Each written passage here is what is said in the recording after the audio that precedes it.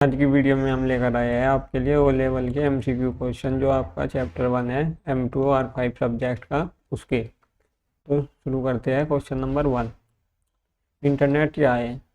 Software, website, network of network, web browser. तो इसका सही आंसर हो जाएगा सी, नेटवर्क ऑफ नेटवर्क। इंटरनेट जो है बहुत सारे लाखों करोड़ों कंप्यूटर का नेटवर्क है जो आपस में एक साथ जोड़ता है, तो इसलिए सही उत्तर हो जाएगा आपका सी। Question number 2।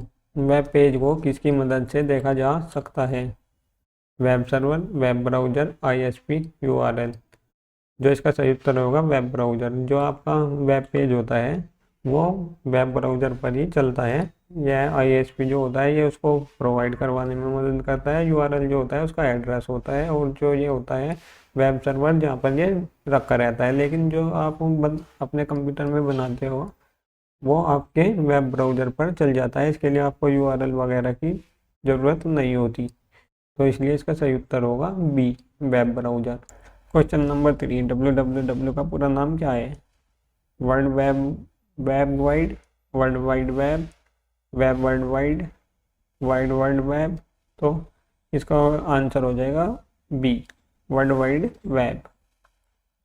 जो ये होता है ये इस पर जितनी www होता है इस पर सारी वेबसाइट इसी पर रखी रहती है, तो इसलिए जो आंसर होगा आपका सही आंसर होगा बी। अब आते हैं क्वेश्चन नंबर 4 पर। एक वेबसाइट का उदाहरण है personal profile page, online shopping website, simple HTML page, resume page. तो इसका सही उत्तर हो जाएगा ऑप्शन बी। जो पर्सनल प्रोफाइल पेज होता है इस पर हम एक बार ये इंफॉर्मेशन डाल देते हैं, ये होता है हमारा स्टैटिक वेबसाइट। और जो ऑनलाइन शॉपिंग वेबसाइट होती है इसमें हमारे डाटाबेस से डाटा आता है और यूजर को शो होता है, तो इसलिए सही आंसर होगा B, online shopping website. Question number 6। निम्न में से कौन सा डायनेमिक वेबसाइट की विशेषता है? A, fixed content, B, database support, C, केवल एचटीएमएल, डी, एडिटिंग की आवश्यकता नहीं। तो इसका सही आंसर हो जाएगा बी। जो आपकी डायनेमिक वेबसाइट होती है वह डाटाबेस को सपोर्ट करती है और डाटाबेस से डाटा आता है, तो इसलिए सही आंसर हो जाएगा आपका बी। Question number 7। यूआरएल में निम्न में से कौन सा भाग प्रोटोकॉल दर्शाता है? www.com, http, domain. तो इसका सही आंसर हो जाएगा http की फुल फॉर्म होती है हाइपर टेक्स्ट ट्रांसफर प्रोटोकॉल। जो http होता है इसका कार्य रिक्वेस्ट को ब्राउज़र से लेकर सर्वर तक जाना होता है और सर्वर से डाटा लेकर ब्राउज़र तक लाना होता है, इसलिए सही प्रोटोकॉल हो जाएगा HTTP। सी आंसर सही होगा इसका। वेब पेज और वेबसाइट में अंतर बताने वाला सही कथन कौन सा है? वेबसाइट वेब पेज का भाग होती है, वेब पेज वेबसाइट का भाग होती है, दोनों समान है, कोई संबंध नहीं है।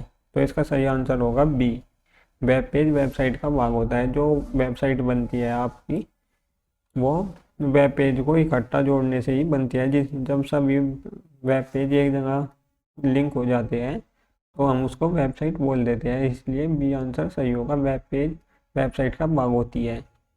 Question number 9। यूआरएल का पूरा नाम क्या है? Uniform resource locator, universal resource link, uniform resource link, universal resource locator.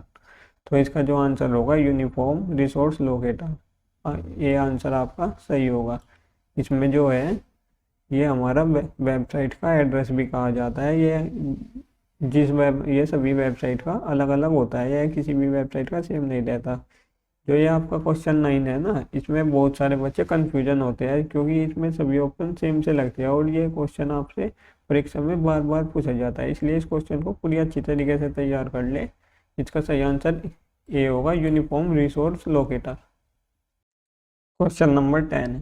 Client server architecture का उपयोग किया जाता है डाटा सिक्योरिटी के लिए, रिसोर्स शेयरिंग के लिए, फास्ट प्रोसेसिंग के लिए उपयुक्त सभी। तो इसका आंसर सही होगा उपयुक्त सभी, क्योंकि जो इसमें आपका डाटा भी सिक्योर रहता है। जो आपकी स्टैटिक वेबसाइट होती है इसमें डाटाबेस पर डाटा नहीं भेजना होता कोई भी, तो कोई कोड वगैरह नहीं भेज सकता, कोई हैक नहीं कर सकता। रिसोर्स शेयरिंग हो गया, जो आप अपनी इंफॉर्मेशन शेयर करते हैं।